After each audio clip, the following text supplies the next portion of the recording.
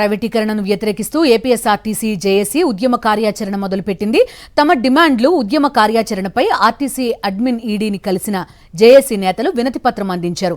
Electric బస్సులను ప్రైవేటుకు ఇవ్వడంతో పాటు విలువైన ఆర్టీసీ స్థలాలు కూడా ప్రైవేటుకు కట్టబెట్టాలని ప్రభుత్వం తీసుకున్న నిర్ణయం ఉద్యోగుల్లో ఆందోళన కలిగిస్తోందన్నారు.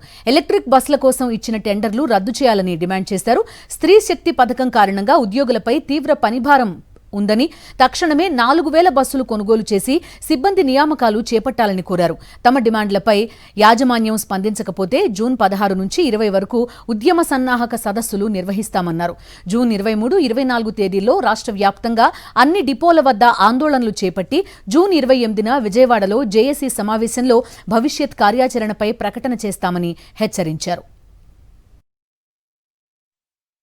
మరి విద్యుత్ బస్సులు ఏవైతే ఉన్నాయో అవి ఏపీఎస్ఆర్టీసీ కొనుగోలు చేయాలి అనేది ఇవాళ ప్రధానమైన డిమాండ్తో పాటు స్త్రీ శక్తిలో వచ్చినటువంటి సమస్యలు కానీ, మెడికల్ సమస్యలు కానీ, ఇవాళ రిటైర్మెంట్స్ అయిపోయిన ఉద్యోగుల సమస్యలకు సంబంధించి కానీ కీలకమైన అంశాలన్నీ కూడా ఇవాళ రాష్ట్ర ముఖ్యమంత్రి గారి దగ్గర నుంచి రవాణా శాఖ మంత్రి, ప్రిన్సిపల్ సెక్రటరీ గారికి, చీఫ్ సెక్రటరీ గారికి, అలాగే ఆర్టీసీ ఎండీ గారికి అందరికి కూడా వారి దృష్టికి తీసుకెళ్ళి మరి కార్మికులు ఉన్నటువంటి ఆందోళన ఏదైతే సంస్థ బలోపేతం గురించి, దీర్ఘకాలికంగా పెండింగ్ ఉన్నటువంటి అంశాలు పరిష్కారం గురించి అని ఇవాళ అందజేయాలని నిర్ణయం చేయడం జరిగింది.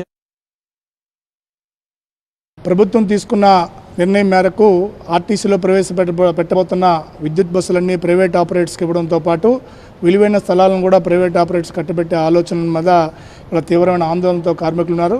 వాటన్నిటిపైన సమీక్షించేందుకు జేఏసీ కమిటీగా ఏపీపీటీడీ ఆర్టీసీ ఉద్యోగుల జాయింట్ యాక్షన్ కమిటీ ఏర్పాటు చేయడం జరిగింది. అందులో చర్చించిన మీదట ఇవాళ విద్యుత్ బస్సులన్నీ కూడా స్వాగతిస్తూనే విద్యుత్ బస్సులను ఆర్టీసీ ద్వారా నిర్వహించాలని ప్రధాన డిమాండ్తో పాటు ఇంతవరకు విద్యుత్ బస్సులకు ఇచ్చినటువంటి టెండర్లను రద్దు చేయాలని ప్రధానంగా డిమాండ్ చేయడం జరుగుతుంది.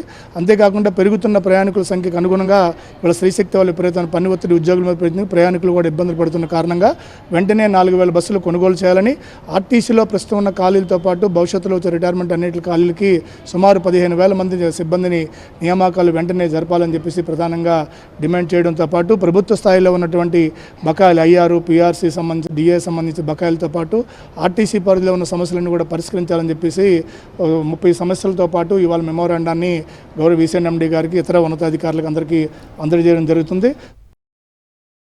మరిన్ని అప్డేట్స్ కోసం ఛానల్ను సబ్స్క్రైబ్ చేయండి. నోటిఫికేషన్స్ కోసం బెల్ ఐకాన్ పై క్లిక్ చేయండి.